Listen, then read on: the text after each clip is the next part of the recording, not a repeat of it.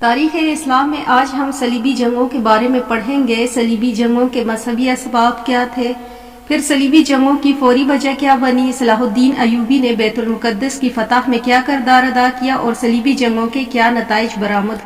اگر چینل پر نیو ہے تو چینل کو سبسکرائب کر دیں، ویڈیو پسند آئے تو لائک لازمی کر دیں۔ تو پڑھتے ہیں صلیبی جنگوں کے بارے میں۔ بنو عباس کے عہد حکومت کے 11ویں صدی عیسوی کے آخر میں یورپ کے عیسائیوں اور مشرق کی اسلامی دنیا کے درمیان مذہبی جنگوں کا ایسا سلسلہ شروع ہوا جو تقریباً 2 سال تک مسلسل جاری رہا۔ یورپ کے عیسائیوں پر مذہبی دیوانگی کا ایسا خوفناک ماحول طاری تھا کہ وہ گلے میں صلیبیں لٹکائے مسلمانوں کو فلسطین کی سرزمین سے نکالنے کا عزم لیے مقدس جہاد پر اپنے گھروں سے نکل پڑے۔ یہ جنگیں فلسطین اور شام کی حدود میں صلیب کے نام پر لڑی گئیں، اس لیے تاریخ میں صلیبی جنگوں کے نام سے مشہور ہوئیں۔ فلسطین اور بیت المقدس کا شہر حضرت عمر رضی اللہ تعالیٰ عنہ کے زمانے میں ہی فتح ہو چکا تھا، جو صدیوں سے مسلمانوں کے قبضے میں رہا۔ خود عیسائیوں نے زمانے دور دراز تک اس پر قبضے کے خلاف کوئی آواز نہ اٹھائی تھی، مگر 11ویں صدی کے آخر پر اچانک ان کے دلوں میں بیت المقدس کی فتح کا خیال پیدا ہوا۔ ان جنگوں میں اہل یورپ نے جس تنگ نظری، خون ریزی اور بدعہدی، بد اخلاقی اور سفاکی کا اظہار کیا، اس کی مثال تاریخ میں مشکل سے ہی ملے گی۔ پھر صلیبی جنگوں کی وجوہات کیا تھی؟ فلسطین حضرت عیسیٰ علیہ السلام کا جائے پیدائش تھا، اس لیے عیسائیوں کے لیے مقدس اور متبرک مقام کی حیثیت رکھتا تھا، لیکن حضرت عمر رضی اللہ تعالیٰ عنہ کے زمانے سے وہ اسلامی سلطنت کا حصہ بن چکا تھا۔ بیت المقدس مسلمانوں کا قبلہ اول تھا، اس لیے بیت المقدس کا شہر اور سرزمین ان کے لیے عیسائیوں سے کہیں زیادہ مقدس تھی۔ مسلمانوں نے ان متبرک مقامات کی ہمیشہ سے حفاظت کی اور غیر مسلم زائرین جب اپنے مقدس مقامات کی زیارت کے لیے آتے تو مسلم حکومتیں انہیں ہر طرح کی سہولتیں پہنچاتی۔ ان کے گرجے اور خانقاہیں ہر قسم کی پابندیوں سے آزاد تھیں۔ اسلامی حکومت کی اس رواداری کے باوجود زائرین جب واپس جاتے تو مسلمانوں کی زیادتیوں کے فرضی افسانے گھڑ کر اہل یورپ کے مذہبی جذبات کو بھڑکاتے۔ یورپ کے عیسائی پہلے ہی مسلمانوں کے خلاف تھے، اب ان کی اسلام کے خلاف نفرت میں مزید اضافہ ہوا۔ عیسائیوں میں یہ خیال نیم مذہبی عقیدے کی صورت میں پھیلا ہوا تھا کہ حضرت عیسیٰ علیہ السلام دوبارہ اس دنیا میں نزول فرما کر ایک ایسی عیسائی حکومت قائم کریں گے جس میں صلح و آتشی اور نیکی کا دور دورہ ہوگا، لیکن ان کا نزول اس وقت ہوگا جب یروشلم کا مقدس شہر مسلمانوں کے قبضے سے آزاد کرایا جائے گا۔ چنانچہ یورپ کے مختلف ممالک کی عیسائی اس مقصدی فرض کی ادائیگی کے لیے کمر بستہ ہو گئے۔ عیسائیت اس وقت 2 بڑے فرقوں میں بٹی ہوئی تھی۔ رومن کیتھولک یورپ کے پیروکار تھے، انہیں مغربی یورپ میں بالادستی حاصل تھی، جبکہ مشرق کلیسا یا یونانی کلیسا کا مرکز قسطنطنیہ تھا اور یہ لوگ پوپ یورپ کے تحت نہیں تھے۔ ان دونوں کلیساؤں کے درمیان اختلاف شدت سے موجود تھے۔ یورپ نے محسوس کیا کہ اگر یورپ کے رومن کیتھولک جہاد کا نعرہ لگا کر ایشیا کوچک کی سلجوق حکومتوں کو شکست دے دیں اور بزنطینی حکومت کو بچا لیں تو مشرق کلیسا خود بخود مغلوب ہو کر یورپ کے تابع فرمان ہو جائے گی اور اس طرح وہ تمام عیسائی دنیا کا روحانی پیشوا بن جائے گا۔ پھر تھا ان کا سیاسی اسباب۔ مسلمانوں نے اپنے عروج کے زمانے میں بڑی بڑی سلطنتوں کو زیر و زبر کر دیا۔ افریقہ، ایشیا، جزیرہ، بحیرہ روم، سسلی، قبرص وغیرہ اور اسپین اور پرتگال سب ان کے زیر نگین تھے۔ اب 11ویں صدی عیسوی میں اسلامی دنیا کی حالت بہت بدل چکی تھی۔ مصر میں فاطمی سلطنت ربع زوال تھی اور سسلی میں مسلمانوں کا اقتدار کمزور ہو چکا تھا، جس کی وجہ سے بحیرہ روم کے عیسائی زور پکڑ چکے تھے۔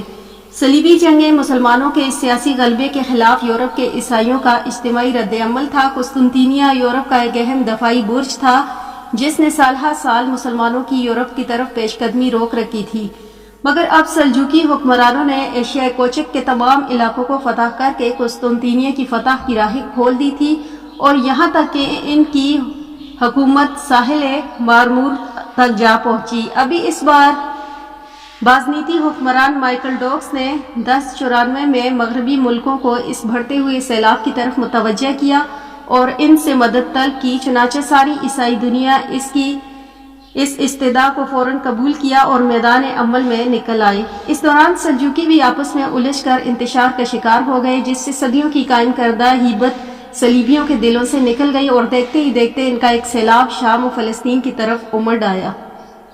پھر عالم اسلام میں باہمی اتحاد کا فقدان تھا۔ بغداد کی عباسی اور مصر کی فاطمی خلافت اور سلجوقی اسپینی حکومت انحطاط کا شکار تھی اور ان کے درمیان باہمی اشتراک کی کوئی صورت موجود نہ تھی۔ ان حالات میں مسلمانوں کے خلاف کارروائی کرنے کے لیے عیسائی یورپ کے لیے سنہرا موقع تھا۔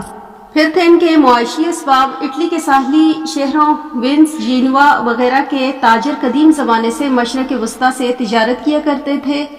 طلوع اسلام کے بعد مشرق وسطیٰ پر مسلمانوں کا قبضہ ہو گیا، جس سے اطالوی تاجروں کی اجارہ داری کا خاتمہ ہو گیا۔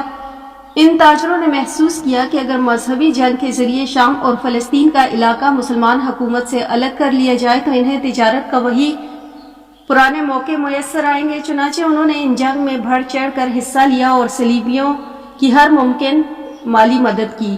دوسرا تھا یورپ کے نظام حکومت میں جاگیرداری نظام کو بنیادی حیثیت حاصل تھی۔ معاشی نظام میں اس کی خرابیاں ظاہر ہو چکی تھیں۔ دولت کے تمام ذرائع پر امرا، اہل کلیسا اور جاگیرداروں کا قبضہ تھا، جبکہ عوام مفلوج الحال تھے اور کاشتکاروں کی حالت ناگفتبہ تھی۔ چنانچہ مذہبی طبقے نے مذہب کی آڑ میں عوامی رد عمل کو روکنے کی کوشش کی تاکہ لوگوں کی توجہ ملک کی معاشی مسائل سے ہٹی رہے۔ تیسرا تھا کہ مشرق کی خوشحالی اور حسن بھی ان جنگوں کا باعث بنے۔ صلیبی سپاہی لوٹ کھوسٹ عیش و نشاط کے لیے نکلے تھے اور مغربی امراء ان کی اولادیں مشرق میں اپنے لیے نئی جاگیروں کے سہانے سپنے دیکھ رہی تھی۔ پوپ اربن ثانی نے 26 نومبر 1095 کو فرانس کے مکان کلیئرمونٹ میں اپنی ایک تقریر میں عیسائیوں کو شام و فلسطین پر حملے کی تلقین کرتے ہوئے اعلان کیا کہ ان کافروں سے جہاد کرو جو حضرت مسیح کی خانقاہوں پر قابض ہو گئے ہیں۔ تم میں سے جو بھی اس جہاد میں شریک ہوگا اس کے سارے پچھلے گناہ معاف کر دوں گا، اور تم میں سے جو بھی مارا جائے گا اسے بہشت میں جگہ دوں گا۔ پوپ کی اس تقریر نے عیسائیوں کے جذبات کو مشتعل کر دیا اور یوں صلیبی جنگوں کا آغاز ہوا۔ تو بات کرتے ہیں سب سے پہلے صلیبی جنگ کی۔ فرانس کے ایک نواب گاڈفر کی سرکردگی میں پوپ کے اعلان جنگ کے بعد یورپ کے مسیحی فدائیوں کے 4 بڑے لشکر بیت المقدس کی فتح کا عزم لیے ہوئے روانہ ہوئے۔ راستے میں جس قدر یہودی ملے انہیں بے دردی سے قتل کیا گیا۔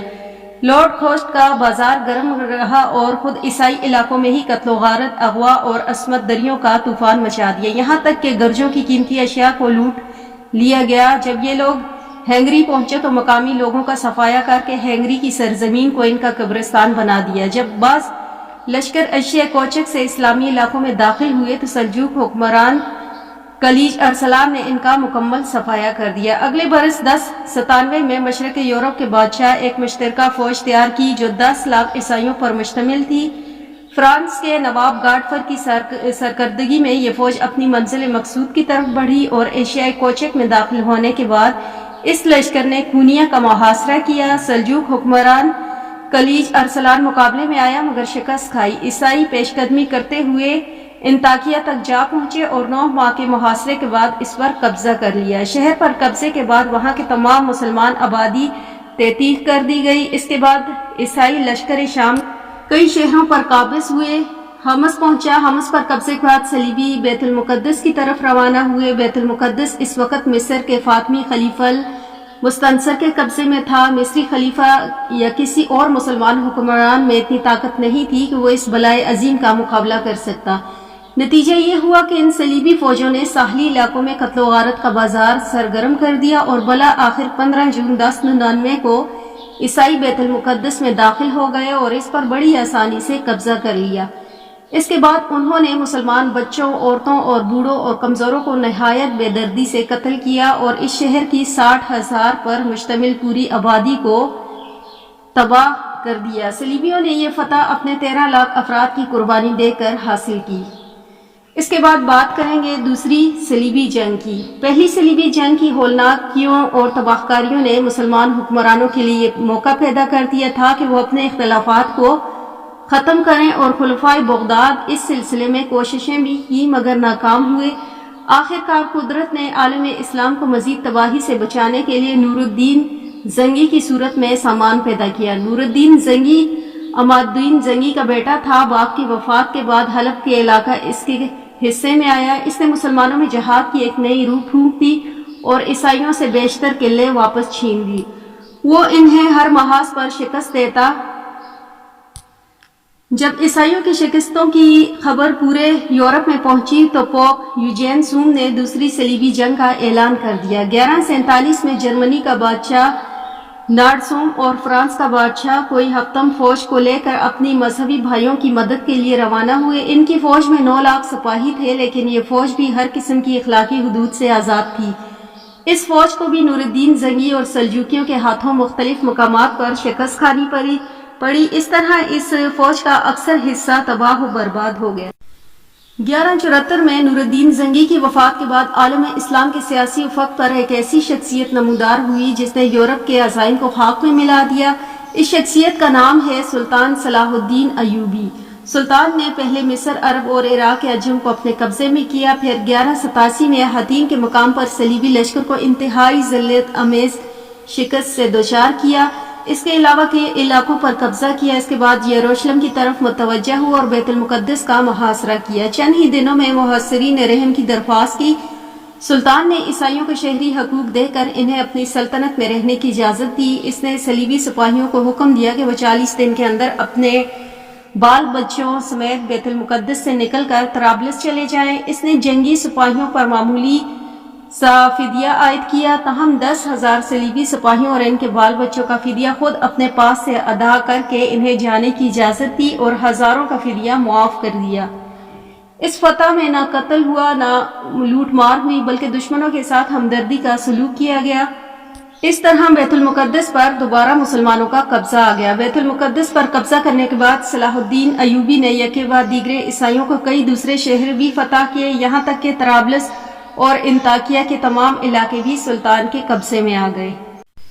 پھر بات کریں گے تیسری صلیبی جنگ کی۔ بیت المقدس کی فتح صلیبیوں کے لیے پیغام اجل سے کم نہ تھی۔ اس خبر پر سارے یورپ میں تہلکہ مچ گیا اور پادریوں نے عوام اور خواص کو نئی صلیبی جنگ کے لیے تیار کرنا شروع کیا، جس میں انہیں کامیابی ہوئی۔ اس مہم میں یورپ کے 3 بادشاہوں یعنی انگلستان، فرانس اور جرمنی کے بادشاہوں نے شرکت کی۔ یورپ کی یہ فوجیں مکہ کے قریب پہنچی، لیکن سلطان صلاح الدین نے اس متحدہ قوت کا مقابلہ کرنے کے لیے مسلمان حکمرانوں سے مدد کی درخواست کی، مگر کسی نے کوئی جواب نہ دیا۔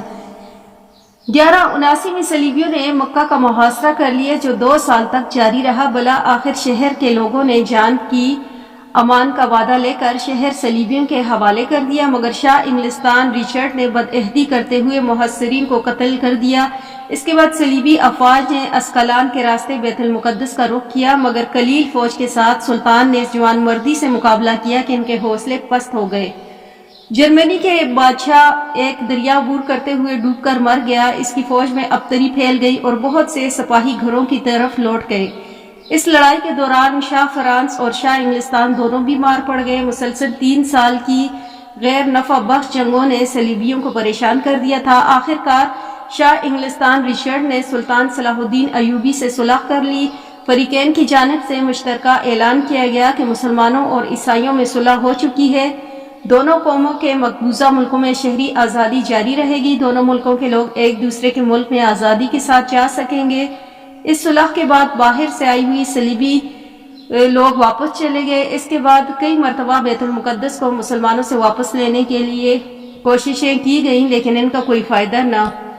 پھر ہم بات کریں گے صلیبی جنگوں کے نتائج کیا ہوئے۔ تو صلیبی جنگوں کو عیسائیت کی تاریخ میں مقدس جنگیں کہا جاتا ہے، جو دین عیسوی اور صلیب کی حفاظت کے لیے لڑی گئی۔ لیکن اگر اس مہم میں شریک ہونے والے کی طرز فکر، طرز عمل کا مطالعہ کیا جائے تو معلوم ہوتا ہے کہ ہر قسم کی انسانی شرافت سے محروم تھے۔ وہ بد اخلاقی میں اس حد تک بڑھے ہوئے تھے کہ قسطنطنیہ اور یروشلم کو بھول کر جس راہ سے گزرتے وہاں تباہی، ویرانی، بربادی کے نشانات چھوڑتے جاتے۔ ان جنگوں میں لاکھوں انسانی جانیں تلف ہوئیں، آبادیات کھنڈرات میں تبدیل ہوئی اور بے شمار عورتیں، بیوہ اور بچے یتیم ہوئے۔ یہ جنگیں اپنے پیچھے بھوک افلاس چھوڑ گئیں۔ ان جنگوں سے صلیبیوں کا مقصد بیت المقدس پر قبضہ تھا، مگر اتنی جانوں کے اتلاف کے باوجود اپنے مقصد میں کامیاب نہ ہو سکے۔ اسلامی دنیا اگرچہ مادی تباہی بربادی کا شکار ہوئی، لیکن جہاں تک علمی و ادبی ترقیوں اور تہذیب و تمدن کی پاکیزگی کا تعلق تھا، وہ اپنی جگہ قائم تھا۔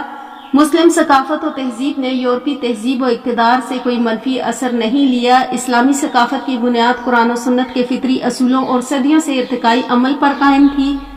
جو اپنے قدر و قیمت کے اعتبار سے یورپی تہذیب سے بہت اعلیٰ اور رفع تھی، لہٰذا تاریخ اسلام میں صلیبی جنگوں کا طویل عرصہ بھی ایک سانحہ سے زیادہ اہمیت اختیار نہ کر سکا اور اس کے مسلم معاشرے پر کوئی حقیقی اور پائیدار اثرات مرتب نہ ہو سکے۔ وقت گزرنے کے ساتھ ساتھ زخم مندمل ہو گئے اور مسلمان بدستور اپنی علمی و ادبی اور مذہبی سرگرمیوں میں صحیح و بروکار لاتے رہے۔ اس کے برعکس یورپ ان جنگوں نے نہایت ہی دور رس اثرات پیدا کیے۔ قرون وسطیٰ کا یورپ پوپ جہالت اور پسماندگی کا شکار تھا۔ صلیبی جب اسلامی ممالک میں آئے تو یہاں کے علوم و فنون اور تہذیب و تمدن سے ان کی آشنائی ہوئی۔ اس طرح یورپ میں احیاء علوم کی تحریک کی ابتدا ہوئی، جس کا احساس